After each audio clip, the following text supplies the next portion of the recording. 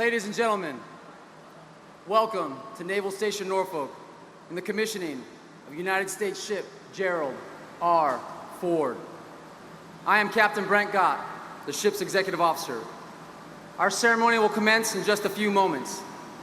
Please turn cell phones off or place them in silent mode for the duration of our ceremony. Please note, water is available at designated areas around the hangar bay and on the pier. In the event of an emergency, we ask that you exit the ship in a calm and orderly fashion, using the brow that is closest to you. Thank you. At the conclusion of the ceremony, we will ask the guests seated in the hangar bay to remain in your seats while the President departs. For those who are interested in seeing more of the ship, we will be offering tours. There will also be a reception of light snacks hosted by USS Gerald R. Ford's Commissioning Committee at the large tents located in the parking area as you leave the pier. As you leave the ship, we ask that you follow the directions of the ushers. For those on the pier that wish to come aboard, please use the two brows that are closest to the back of the ship. USS Gerald R. Ford was built in Newport News, Virginia, and is the most advanced and powerful warship in the world. She is the lead ship of a new class of supercarriers that will provide forward presence and power projection around the globe to defend American interests and that of her allies in an unprecedented scale for decades to come. Her two nuclear reactors can carry her air wing anywhere around the globe for 25 years. 1,100 feet long, displacing 100,000 tons, this extraordinary ship brings 6 acres of sovereign American soil and 75 combat-ready aircraft to any troubled area in the world. As the next generation carrier, she brings to the fight significant new technology, improvements over the Nimitz-class carrier she replaces, including a SPY-3 phased array radar and electromagnetic aircraft launch system, which will replace the steam catapults. President Gerald R. Ford was born on July 14, 1913, in Omaha, Nebraska, and moved as an infant to Grand Rapids, Michigan. The future president excelled scholastically and athletically at South High School and achieved the rank of Eagle Scout, the only U.S. president to do so. He graduated from the University of Michigan, where he majored in economics and political science. He was an extremely gifted athlete and captain of the Michigan football team. He was voted the Wolverines' most valuable player, and after graduation, received offers to play professional football. Instead, he chose the legal profession and graduated from Yale Law School in 1941. After the United States entered World War II, he received a commission as an ensign in 1942, eventually achieving the rank of lieutenant commander. He served aboard the light aircraft carrier, the USS Monterey, CVL-26, and took part in major operations in the South Pacific. Among them were battles for Truk, Saipan, Guam, Formosa, the Marianas, and the Philippines. Lieutenant Commander Ford was honorably discharged from active duty in 1946, having been awarded numerous campaign medals. After the war, he returned to Grand Rapids and resumed his law practice in a prestigious law firm. In October 1948, he married the former Betty Bloomer. For over half a century, their partnership flourished, enriched by their 4 children, Michael, John, Stephen, and Susan. Soon after their wedding, voters in Michigan's 5th Congressional District sent the Fords to Washington for the first of his 13 terms in the House of Representatives.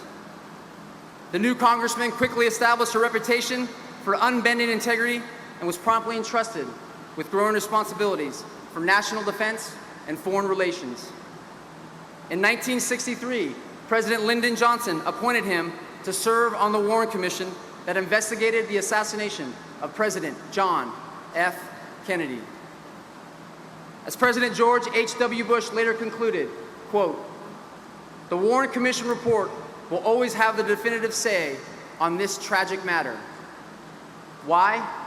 Because Jerry Ford put his name on it, and Jerry Ford's word was always good, unquote.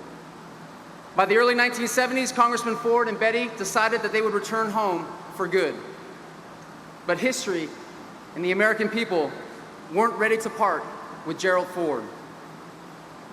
In December 1973, he was appointed as Vice President of the United States.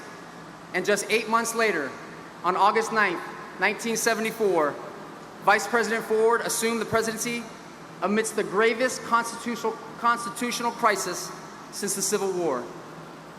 Upon taking the presidential oath, he spoke to the American people.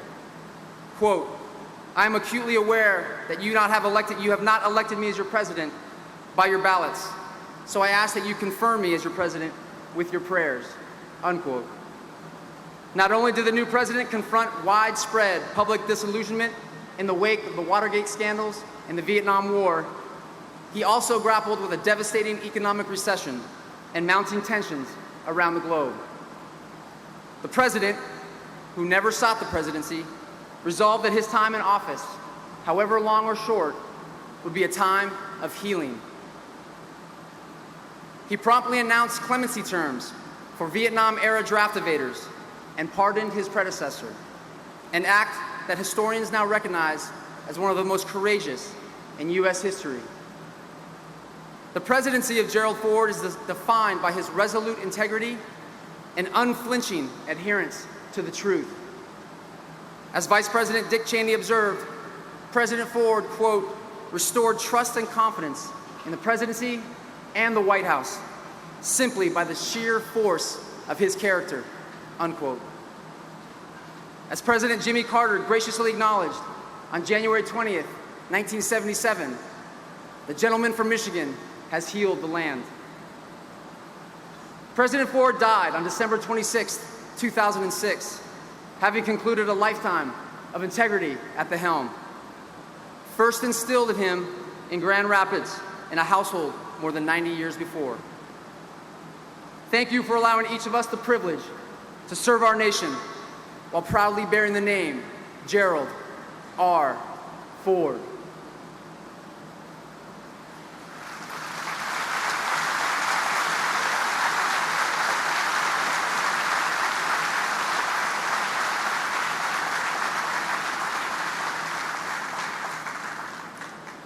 Today's ceremony is a time-honored tradition that began with the commissioning of our first Navy ship in 1775. Since that time, thousands of ships have undergone the transition from silent hull to a fully alive warship. Our commissioning crew, hereafter known as plank owners, are in formation among you and ready. Ship's company, attention! Will the guests please rise and remain standing for the arrival of our platform guests? Military honors to the President of the United States, our national anthem, and the invocation. We welcome and thank the United States Fleet Forces Band and the Naval Station Norfolk Saluting Battery for assisting us today. Ladies and gentlemen, our platform guests. Commander Stephen Barstow, Chaplain Corps, United States Navy, our ship's chaplain. Miss Mary Ellen Baldwin, President and CEO, Hampton Roads Navy League. Mr. Greg Willard, White House Staff Assistant to President Ford and Commissioning Committee Co-Chairman. Mr. Byron Cavaney, Commissioning Committee Co-Chairman. Mr. Douglas DeVos, Commissioning Committee Co-Chairman.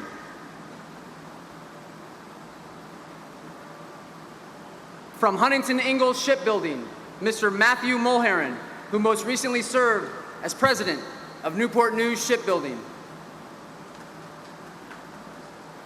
Rear Admiral Bruce Lindsay, United States Navy, Commander, Naval Air Forces, Atlantic. Rear Admiral Brian Antonio, United States Navy, Program Executive Officer, Aircraft Carriers. Vice Admiral Thomas Moore, United States Navy, Commander, Naval Sea Systems Command. Vice Admiral Michael Shoemaker, United States Navy, Commander, Naval Air Forces. Admiral Frank Caldwell, United States Navy, Director, Naval Nuclear Propulsion Program.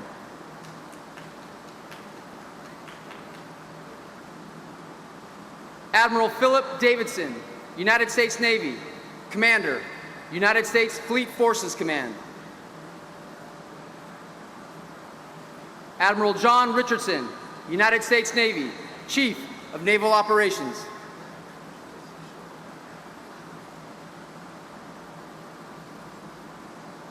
The Honorable Sean Stackley, Secretary of the Navy, Acting.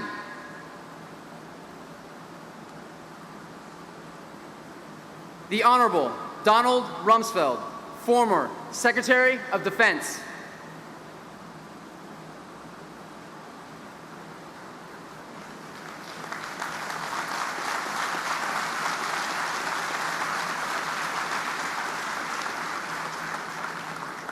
The Honorable Scott Taylor, United States Representative, 2nd District, Commonwealth of Virginia.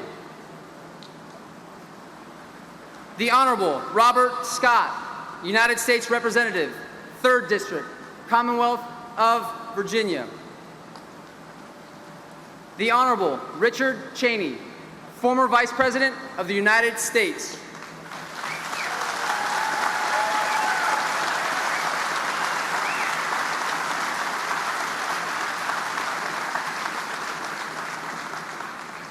The Honorable Rick Schneider, Governor, State of Michigan. The Honorable Gary Peters, United States Senator, State of Michigan. The Honorable Roger Wicker, United States Senator, State of Mississippi.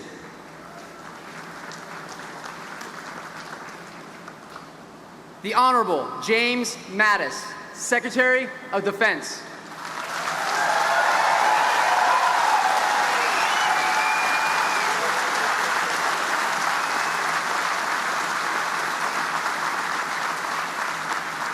The Honorable Terry McAuliffe, Governor, Commonwealth of Virginia.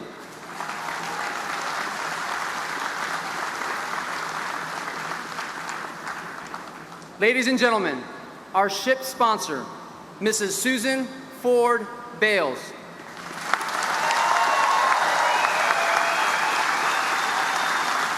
She is escorted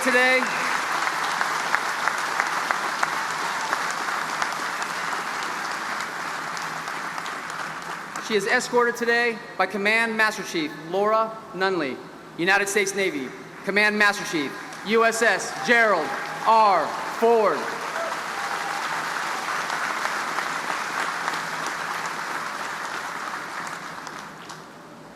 Ladies and gentlemen, the President of the United States, escorted today by Captain Richard McCormick, United States Navy, Prospective Commanding Officer, USS Gerald R. Ford.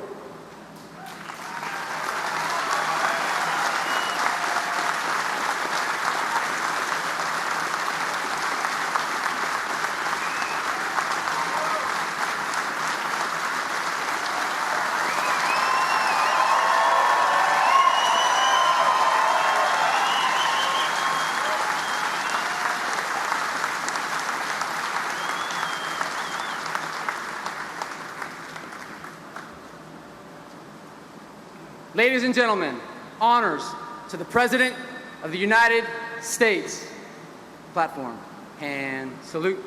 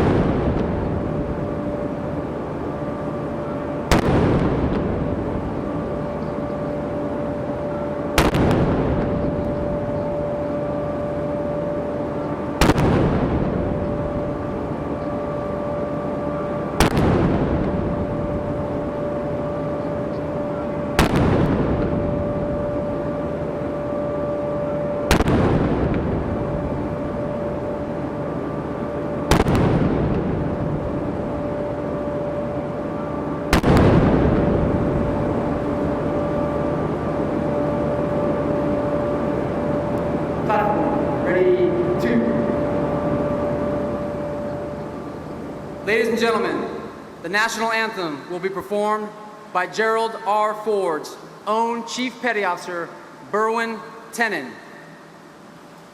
Advance the colors.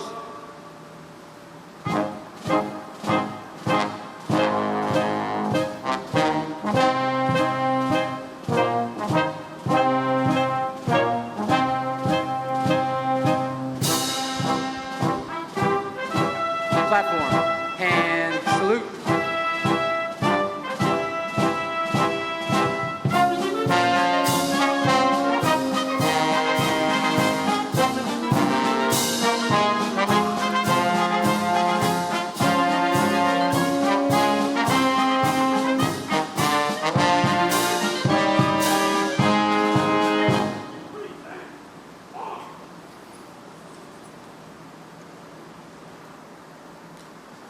Oh, say, can you see by the dawn's early lights what so proudly we hailed at the twilight's last gleaming,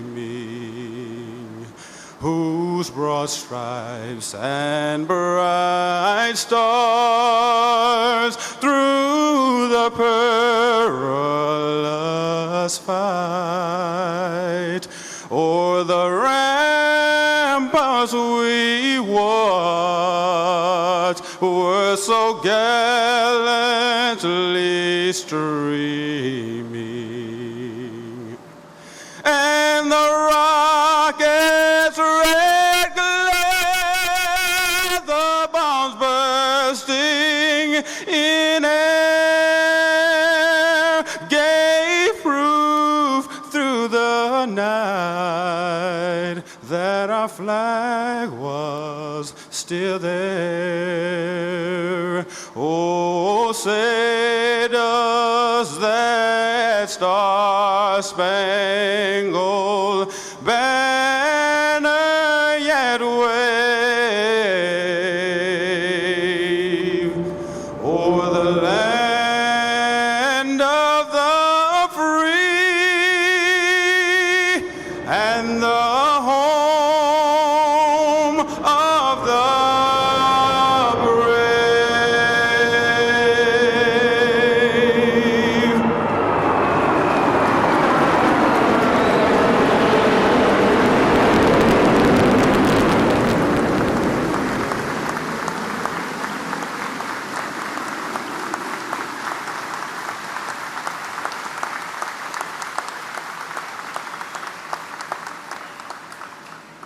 Retire the colors.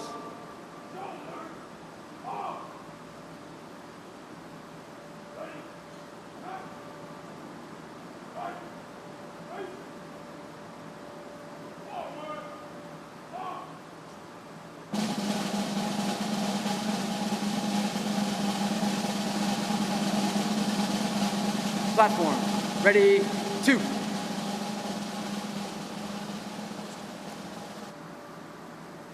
Ladies and gentlemen, Chaplain Barstow will offer the invocation. Please pray with me. We gather together here today as one body, though we come from many different backgrounds, representing many different religions and from many different cultures. Today, we gather as one. We are here to celebrate together.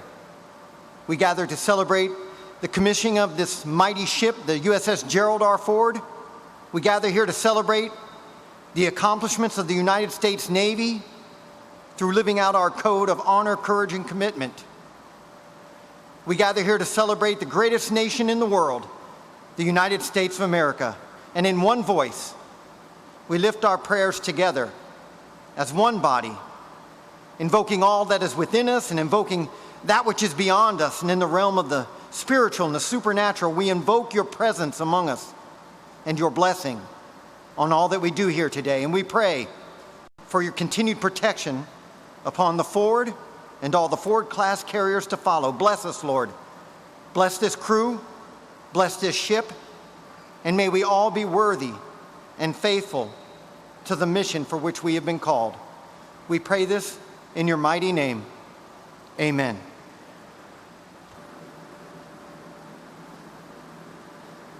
Will the guests please be seated? Ship's company, parade, rest.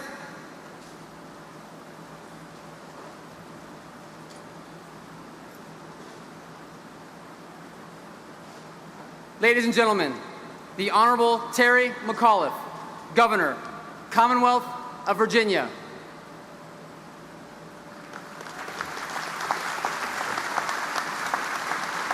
Well, good afternoon, everyone. First of all, Mr. President, to the Cabinet, to our fellow guests, Governor Snyder from Michigan, Susan Ford Bales, let me be very clear, Mr. President. I know you worry about 50 states, but let me tell you, you are here in the greatest state in the greatest nation on earth, the Commonwealth of Virginia. And we are great because of the 9,000 individuals who built this beautiful ship, the USS Gerald R. Ford. If we could give a round of applause for the 9,000 shipbuilders who made this possible today.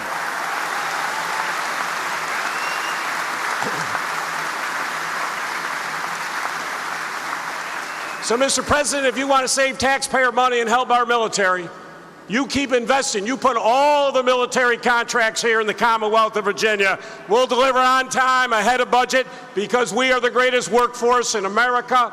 And I'm also proud, the greatest active duty, 27 military installations, the largest naval base in the world. Let's hear it for every man and woman here who wears the cloth of this great country.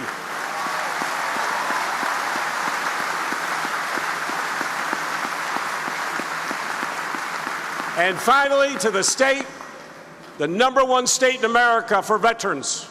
We have more female veterans, more veterans under the age of 25, fastest growing veteran population in America. We love our veterans here in the Commonwealth of Virginia. Last year, the first state in America to be certified by the federal government to functionally end veteran homelessness, the Commonwealth of Virginia, folks. I could go on and on. We love our active duty. We love our veterans. I thank you for being here today. But what an honor, Susan, to have this ship named after your father. You think a man who, after Pearl Harbor, enlisted in the United States Navy and took over our country at a very difficult time and led our nation with dignity. We are so grateful for President Ford, and we are so grateful for the Ford family being here today. Ladies and gentlemen, enjoy yourselves. If you're visiting, spend every penny in your pockets before you leave the Commonwealth of Virginia. Thank you. Go Navy!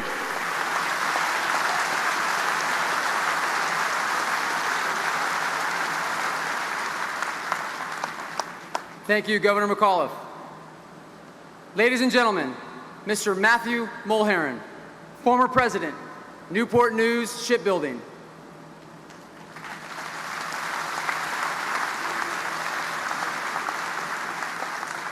Well, good morning, President Trump, distinguished platform guests, ladies and gentlemen, and most especially our ship sponsor, Susan Ford Bales. I always start my speeches by saying how privileged I am to be here representing the women and men of Newport News Shipbuilding. Today, these words take on even greater meaning to me personally, as it's the last time I'll be saying them in an official capacity before my retirement. And so while today is a wonderful day for the Navy, I'd like to reflect for just a moment on the builders of this magnificent aircraft carrier. Being a shipbuilder isn't easy work, and it's not for everyone. Yet I am proud to say we have 20,000 of America's finest shipbuilders right across the water, Newport News, proudly building the aircraft carriers and submarines that serve and protect our great nation. They come to work each day to do their best and to be their best. President Ford embodied this work ethic. He once said, "The harder you work, the luckier you are, and I work like hell." Our shipbuilders work like hell every single day, and I'd tell you that we're also pretty lucky. We're lucky to work in an industry that allows us to be part of something greater than ourselves. We're lucky to carry on President Ford's legacy for future generations, and we're lucky to work alongside the best and brightest in the world's greatest Navy. But when it comes to building the most complex ships in the world, luck has little to do with it. It's skill, craftsmanship, and an unwavering commitment to quality that gets the job done. Building CVN 78 has been an exciting journey, from the early design concepts to her first cut of steel to her keel laying, christening, and sea trials. During those sea trials, we put her through her paces. We tested all of our systems, and yes, with all due respect, Captain McCormick, we drove her like we stole her, and she performed like a champ. I am truly honored to say I've been here for every step of her journey. And because of this, I can confidently say that this aircraft carrier represents the very best of American manufacturing, innovation, and experience. She represents the very best of the U.S. Navy and Captain McCormick and his fine crew. And she represents the strength, courage, and integrity of the 38th President of the United States. As CVN 78 joins the fleet today, she will reign over the seas just as her predecessors have done for decades. But unlike her sister ships, this ship has a secret weapon. Her name is Susan. Susan Ford Bales has redefined what being a sponsor means. Her love for the ship, her father's legacy, and our nation has been inspiring. She has provided to us a living connection to the great man, husband, president, and dad for whom this ship is named. We will always consider her our fellow shipbuilder and friend. To Susan and the entire Ford family, to Captain McCormick and his crew, and to the shipbuilders and all of our supplier businesses across the United States that made this incredible ship possible, congratulations on the commissioning of USS Gerald R. Ford. Thank you.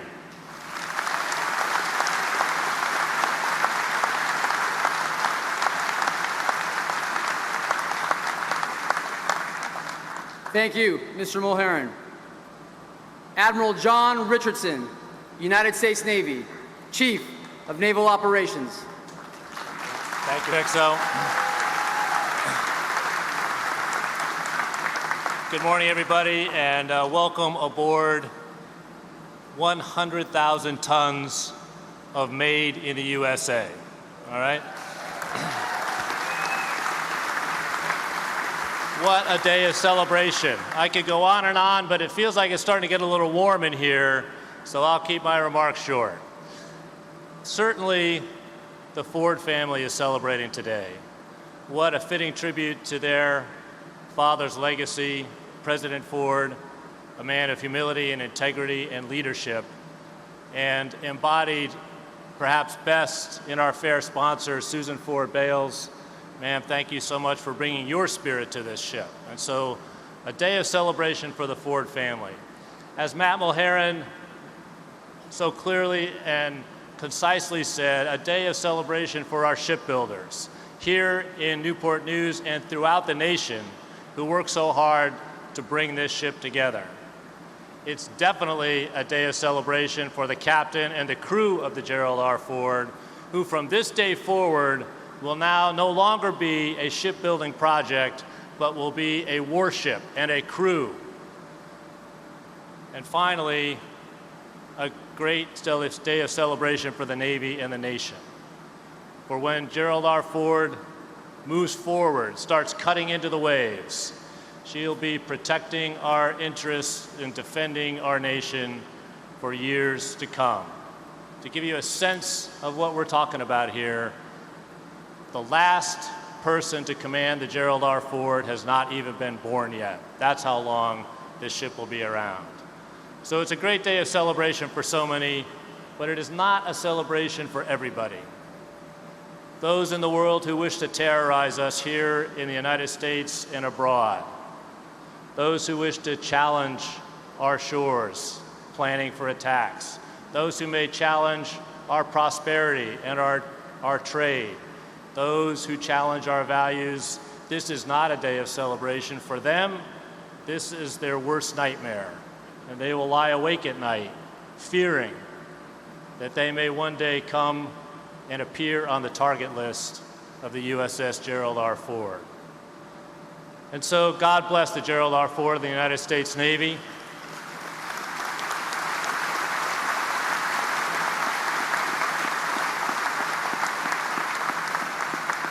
God bless the Ford and the Navy, a comfort to our nation and her allies, and a nightmare to our enemies. Thank you very much.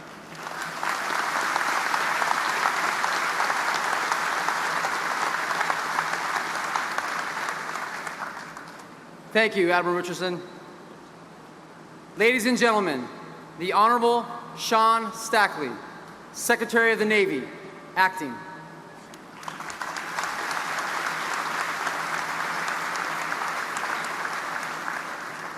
Susan, you have built well, and your team of shipbuilders, their tremendous workmanship is only exceeded by their tremendous patriotism. Your father would be very proud. Mr. President, one of your predecessors famously remarked, "Speak softly and carry a big stick." We offer you, sir, a big stick.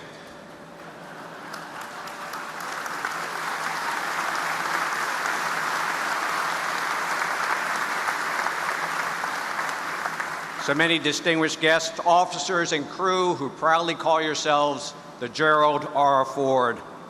History will remember him as the man who, when the great constitutional crisis of the last century gripped our nation, would be chosen by Congress to lead our nation.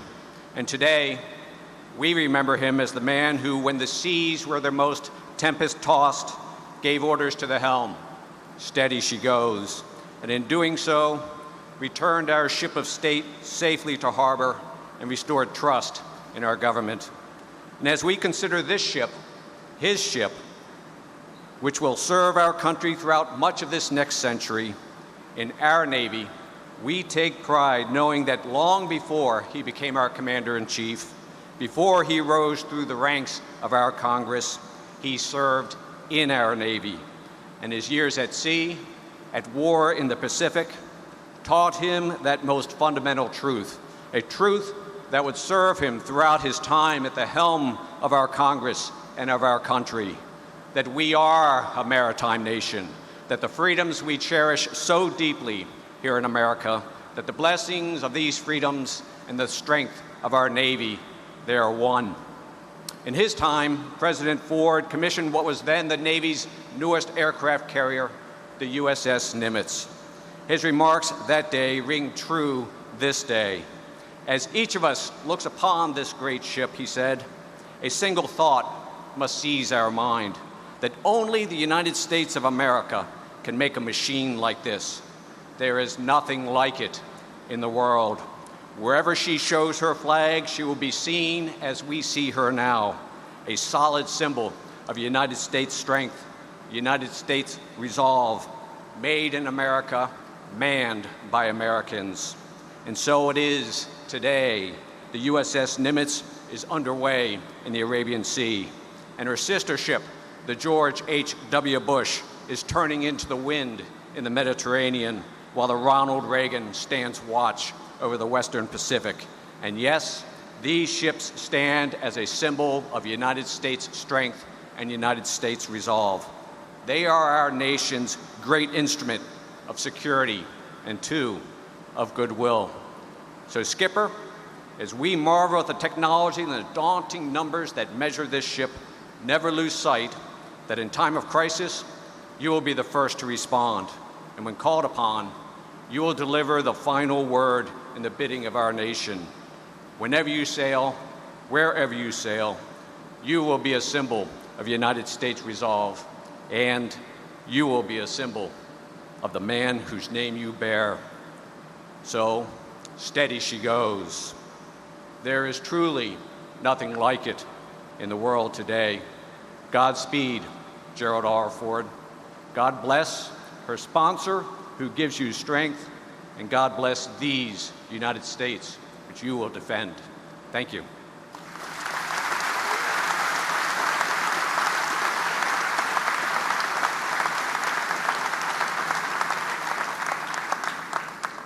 Thank you, Secretary Stackley. Ladies and gentlemen, the Honorable James Mattis, Secretary of Defense.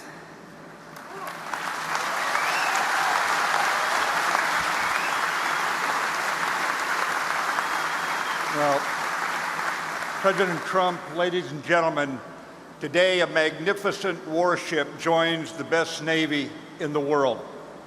And it's named after a tried and true member of the greatest generation, and that spirit will permeate this ship so long as it sails on the seas, as well as the U.S. Navy spirit of we have just begun to fight. And Mr. President, you will send this ship in harm's way, and they will happily sail in harm's way for you, for our nation, and for what we stand for. Enough words have been spoken. Let me say what you've been waiting to hear. Ladies and gentlemen, our Commander-in-Chief, President Donald Trump. Thank you.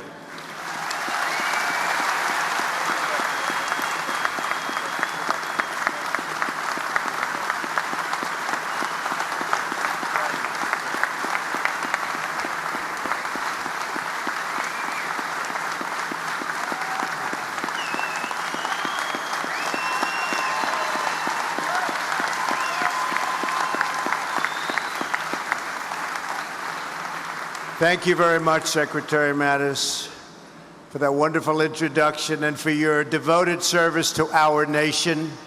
Nobody's done it like you. I'm thrilled to be back on this magnificent ship for this historic moment with the amazing men and women of the United States Navy.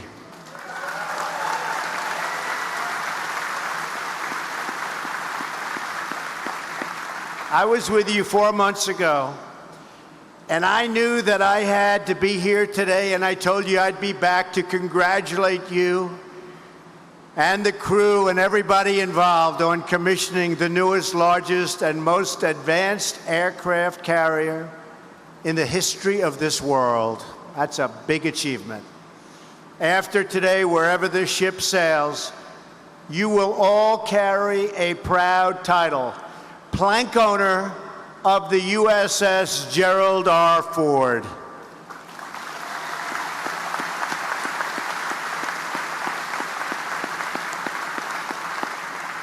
For the rest of your lives, you'll be able to tell your friends and family that you served on the greatest ship in the United States Navy, and in my opinion, on the greatest ship anywhere in the world. Everyone should take a moment to celebrate this incredible achievement. I want to thank the many public servants who have joined us here today: Treasury Secretary Mnuchin, Governor Snyder, Governor McAuliffe, Senator Wicker, and members of Congress, Secretary Stackley, Admiral Richardson, senior military leaders, and of course, the great Captain McCormick.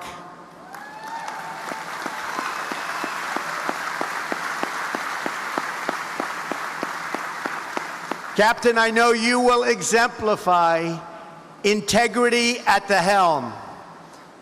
And have a good time doing it, Captain. Proud of you. Thanks to the entire Ford family, Susan, Jack, Steve, and Mike, for all that you've done to support this ship on its voyage. Thank you, Susan. Thank you.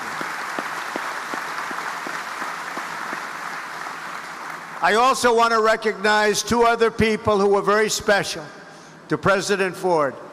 Thank you, Vice President Cheney and former Secretary of Defense Rumsfeld. Thank you. Thank you. Thank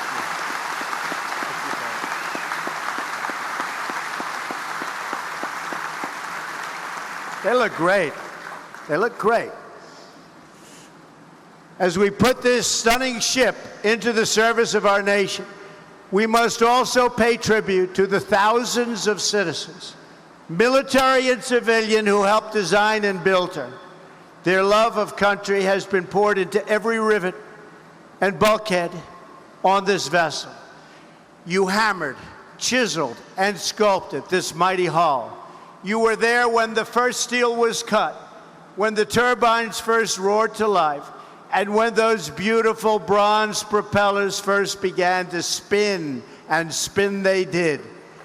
And now you are here to witness the moment when your incredible work of art becomes the pride of the United States Navy and a symbol of American power and prestige, no matter where in the world you go. American steel and American hands have constructed a 100,000-ton message to the world. America might is second to none, and we're getting bigger and better and stronger every day of my administration. That I can tell you.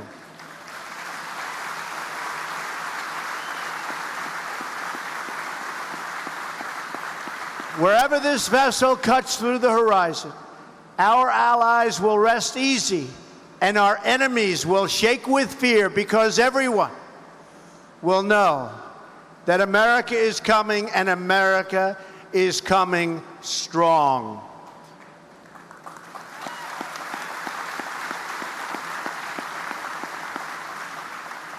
To every worker from Newport News Shipbuilding and every craftsman and engineer who helped build this incredible fortress on the sea, today we salute you. Thank you.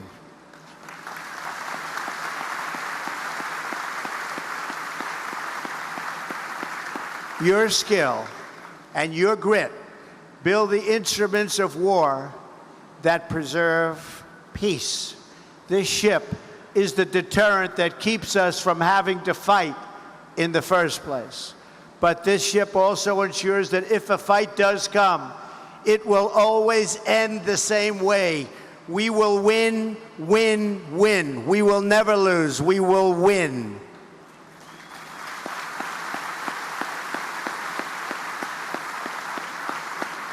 When it comes to battle, we don't want a fair fight. We want just the opposite. We demand victory, and we will have total victory, believe me. Having the best technology and equipment is only one part of the American military dominance. Our true strength is our people. Our greatest weapon is all of you. Our nation endures because we have citizens who love America and who are willing to fight for America.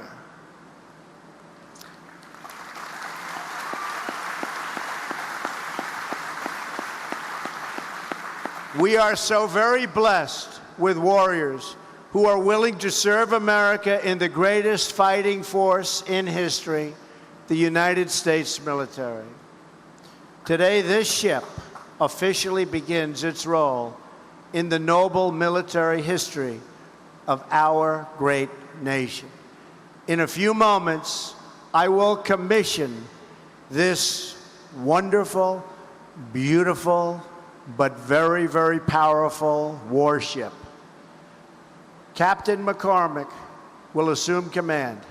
He will set the first watch, and then the crew of the Gerald R. Ford will man the ship and bring her to life.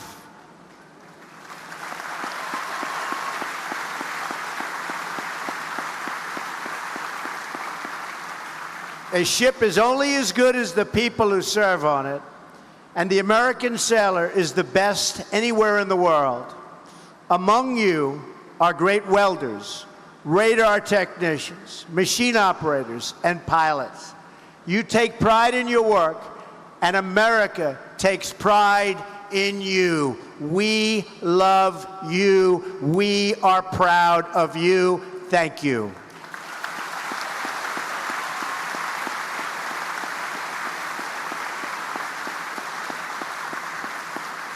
But that is why it is so fitting that this ship is named after a sailor of tremendous character, integrity, and wisdom. You know that, Susan. Gerald Ford was raised in American heartland. He grew up in Grand Rapids and became an Eagle Scout. He played football at the University of Michigan on a team that won 2 national championships. And listen to this, on that great team, he was named MVP. Not bad. He then went to Yale Law School, and after Pearl Harbor, he volunteered to serve. President Ford joined the Navy and asked to be sent to sea. He wanted to do that very badly. He never really knew why. He felt it was a calling. He was assigned to a new carrier, the Monterey, becoming a plank owner himself on its commissioning in 1943. From there, he sailed to the Pacific and saw action, and a lot of action, in the Pacific War.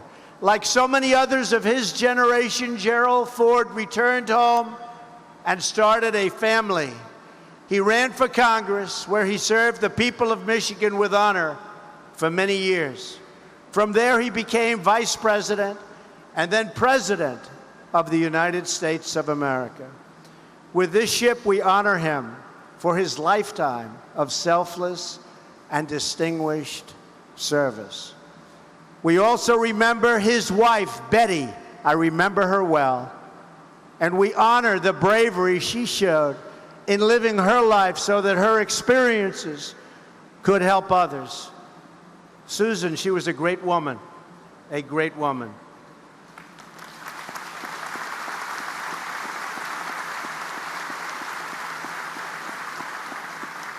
Gerald Ford said that his time in the Navy convinced him that our lack of military preparation before World War II had only encouraged our enemies to fight harder and harder and harder. He learned a lot. In the future, Ford said, I felt the United States had to be strong. Never again could we allow our military to be anything but the absolute best. If he could see this ship today, President Gerald Ford would see his vision brought to life, and he would see his legacy of service being carried on by each and every one of you.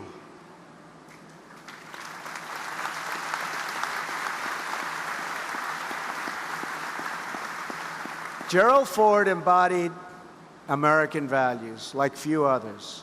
Love of family, love of freedom, and most of all, love of country. He knew that patriotism is the heartbeat of a nation. He knew that we must love our country in order to protect it.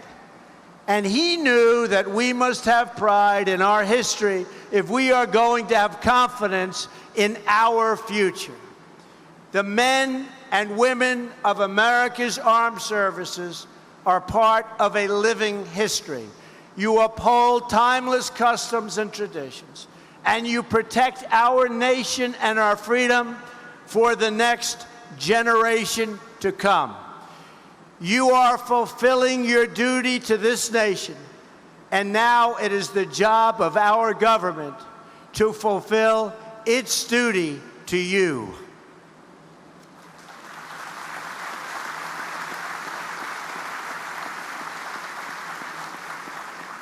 For years, our government has subjected the military to unpredictable funding and a devastating defense sequester. You remember that? Sequester, not good.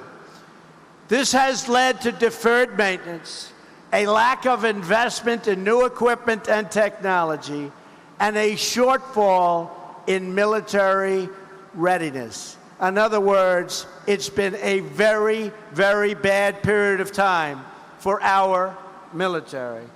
That is why we reached a deal to secure an additional $20 billion for defense this year, and it's going up, and why I asked Congress for another $54 billion for next year. Now we need Congress to do its job and pass the budget that provides for higher, stable, and predictable funding levels for our military needs that our fighting men and women deserve, and you will get.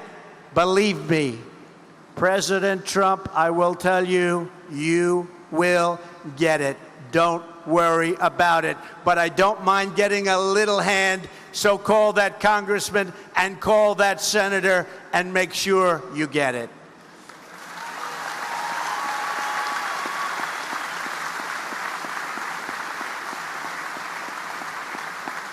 And by the way, you can also call those senators to make sure you get health care.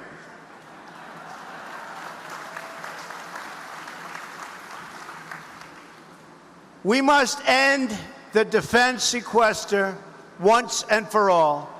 We must also reform defense acquisitions to ensure that we are getting the best equipment at the best prices so that our dollars are used only for the best interests of our country and those who serve. We do not want cost overruns. We want the best equipment, but we want it built ahead of schedule, and we want it built under budget.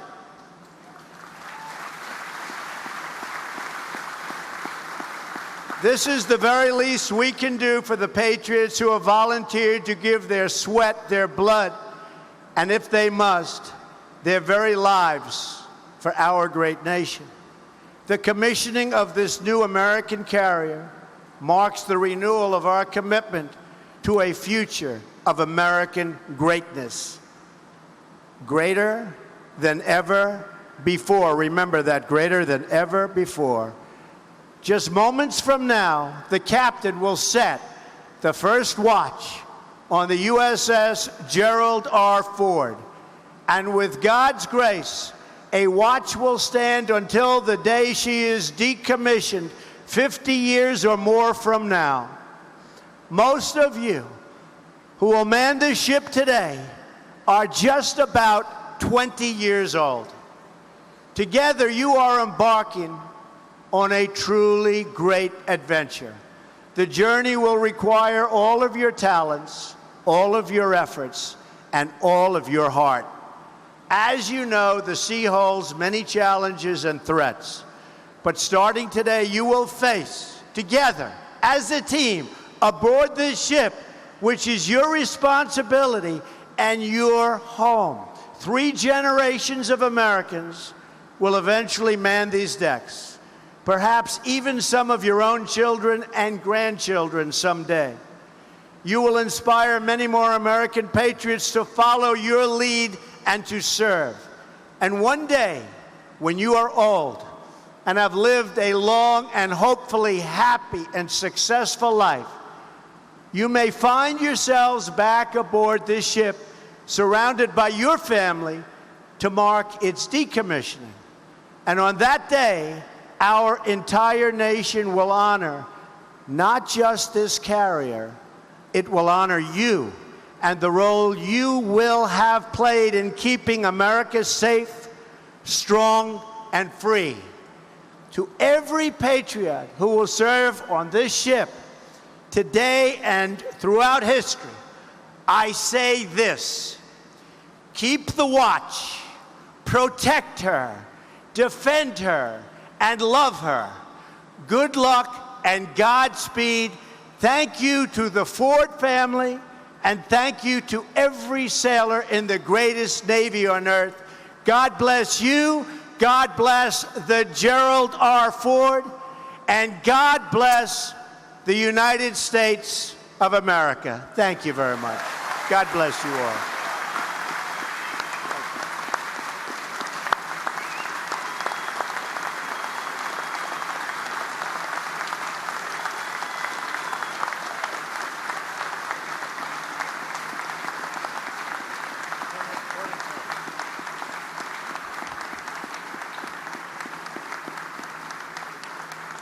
Thank you, Mr. President, and I would be honored if you would place Gerald R. Ford in commission.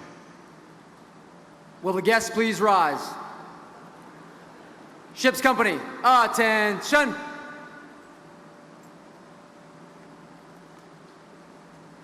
I hereby place United States ship Gerald R. Ford in commission. May God bless and guide this warship and all who shall sail in her. God bless you. Thank you.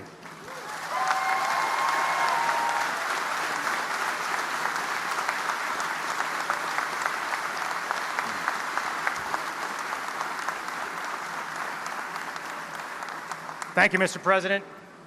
Executive Officer, hoist the colors and the commissioning pennant. Aye, Captain. Ladies and gentlemen, I direct your attention to the ship's mast as we hoist the colors and commission pennant. Quartermaster, hoist the colors and the commission pennant. Aye, aye, sir.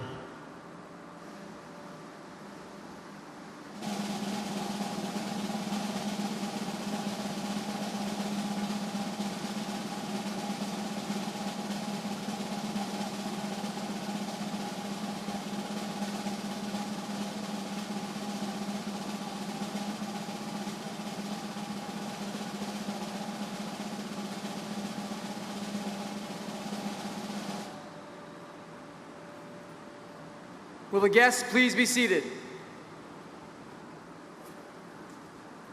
Captain, the colors and the commission pennant are flying over United States ship Gerald R. Ford. Very well. I will now read my orders. From Commander Naval Military Personnel Command to Captain Richard McCormick, United States Navy. Subject, Bupers Order 1990 of 06 January 2016. When directed by Reporting Senior, detach in January 2015 from present duty and report to Pre-Commissioning Unit Gerald R. Ford, CVN 78, as Commissioning Officer. Upon commissioning of USS Gerald R. Ford, report for duty as Commanding Officer. Admiral Richardson, United States ship Gerald R. Ford is in commission and I am in command.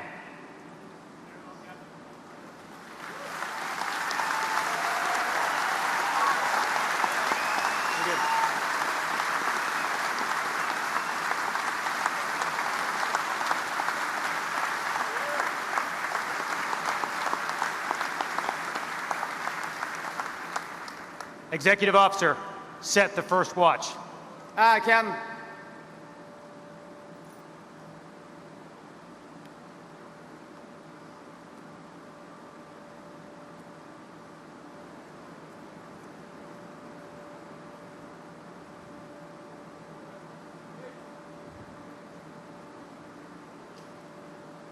Officer of the deck, set the watch. Aye, aye, sir. The officer of the deck is the commanding officer's direct representative, and while on watch, is responsible for the safe operation of the ship and crew.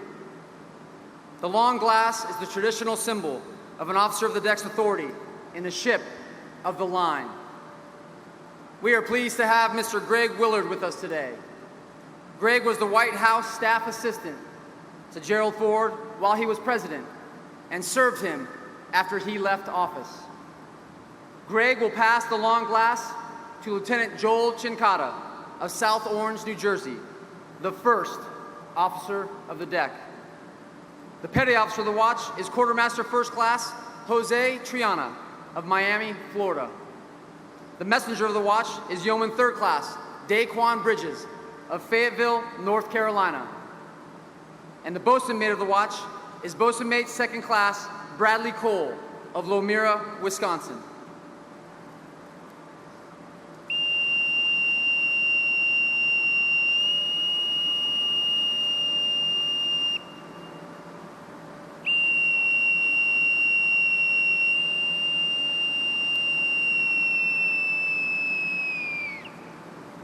Set the watch. On deck, Section 1. Sir, the watch is set. Very well.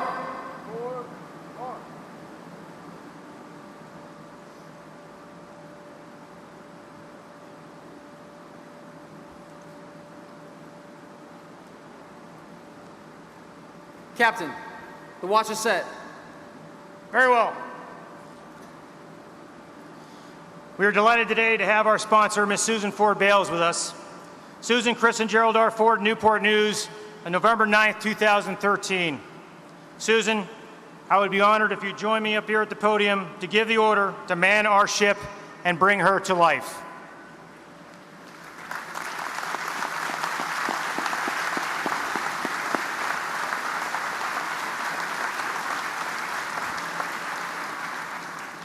Mr. President, ladies and gentlemen, in the twilight of his life, Dad learned of the decision to name CVN-78 to be the USS Gerald R. Ford.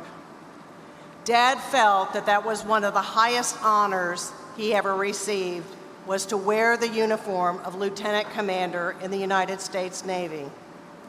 So upon learning the naming decision, Dad wrote a letter about CVN-78, and he concluded his letter, quote, "Thus is a source of indescribable pride and humility to know that an aircraft carrier bearing my name will be permanently associated with the valor and integrity of the men and women of the United States Navy," end quote. There is no one, absolutely no one, who would be prouder of the commissioning of this mighty ship than the President of the United States, Gerald R. Ford. Therefore, on behalf of the 38th President of the United States, and as your ship sponsor, I am honored to give the command.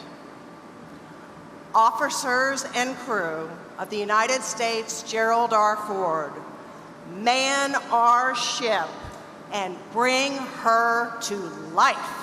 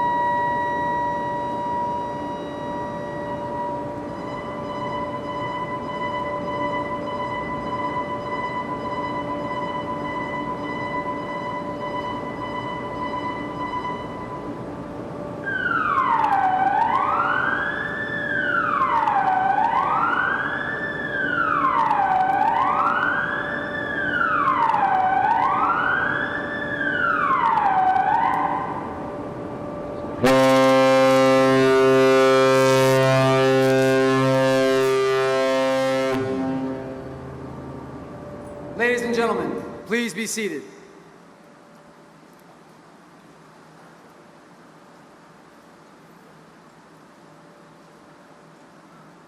Ladies and gentlemen, USS Gerald R. Ford salutes you. We are proud to serve in your great Navy. Ready, two.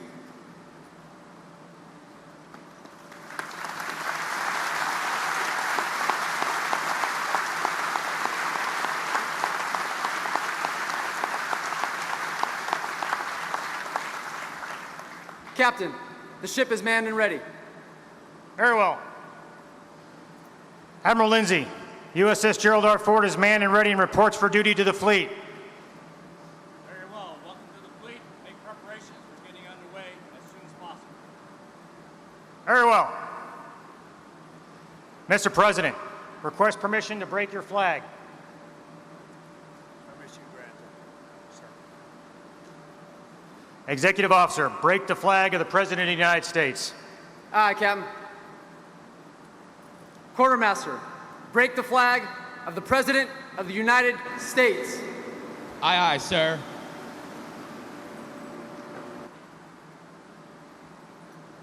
Captain, the flag of the President is flying over United States ship Gerald R. Ford.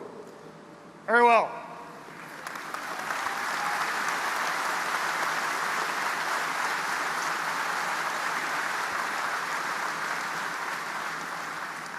Ladies and gentlemen, Captain Richard McCormick, United States Navy, Commanding Officer, USS Gerald R. Ford.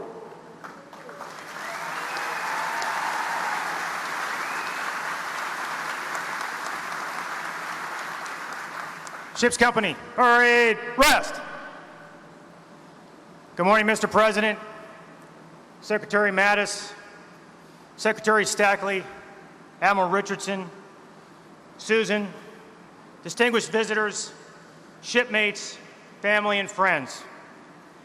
Welcome, and thank you all for being here and braving the heat as we come together to celebrate this transition of this warship from a pre-commissioning unit to a capital asset.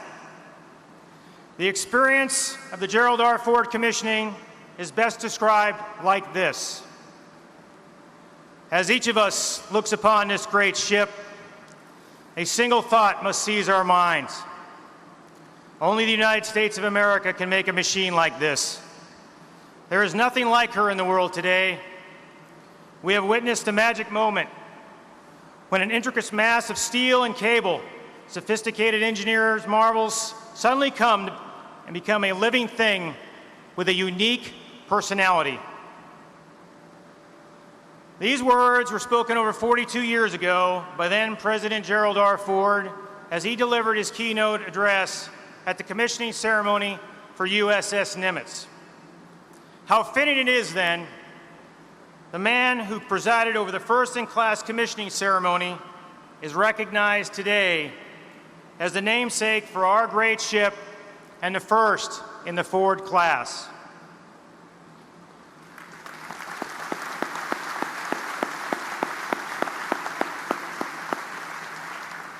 Much has been said about the first-in-class technology aboard Ford, technology that, like Nimitz in 1975, exists nowhere else.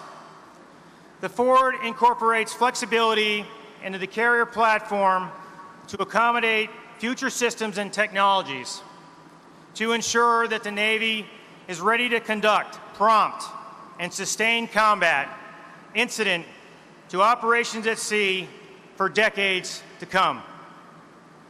And yet, as groundbreaking as this technology is, it will never supersede the quality of the sailor who operates it. And the sailors aboard today are among our nation's finest.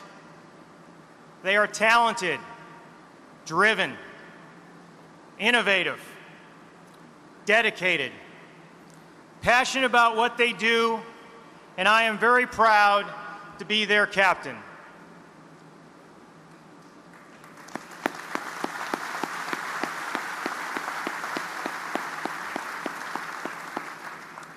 James D. Horn Fisher, author of the book The Last Stand of the Tin Can Sailors, said it best.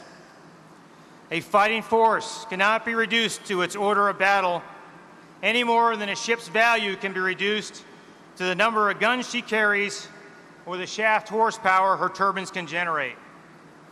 A vessel draws life from the spirit of her crew, which derives in large part from the leadership qualities of her chiefs and officers. Morale defies quantification, and yet it weighs significantly on the ultimate lethality of the tools of war. We cannot succeed absent the strength and skills of our sailors and the dedication and commitment they bring to the fight. Our sailors will ensure that Gerald R. Ford remains mission ready and prepared to execute national tasking for decades to come. I want to thank legislators, shipbuilders, and sailors for all your efforts in taking USS Gerald R. Ford from concept to delivery. And last, but certainly not least, I would like to express my gratitude to the families of our servicemen and women who supported their loved ones as we worked hard to prepare this ship for sea. Your devotion and sacrifice cannot be understated, and I want to thank you personally for all your support.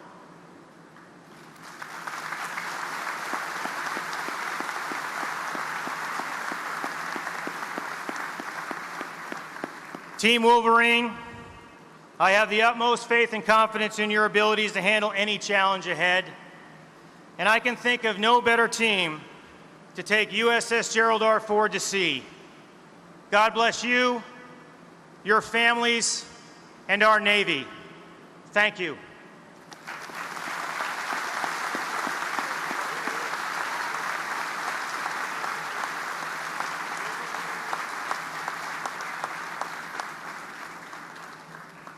Ship's company, attention! Will the guests please rise? Chaplain Barstow will now lead us in the benediction.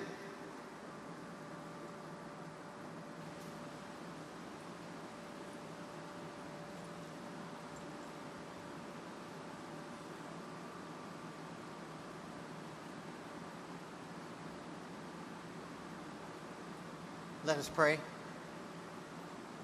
As we prepare to end this celebration, we pause to ask for a going away blessing, a send-off, a plea for continued blessings and protection and success. So we ask, may our efforts to reach this point and beyond continue to be rewarded. May we experience protection and safety for this crew and all the sailors who will follow us. Go with us, be with us, strengthen us, encourage us, guide us. And may we be granted wisdom for the journey, and may integrity be the compass that we follow.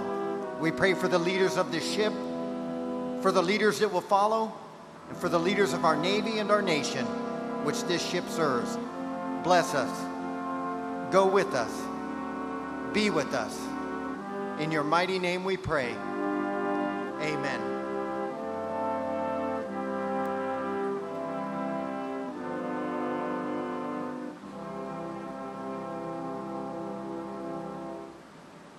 Thank you, Chaplain Barstow.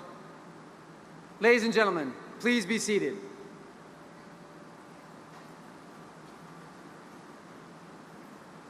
Please remain seated until the President and the official party have departed the ceremony.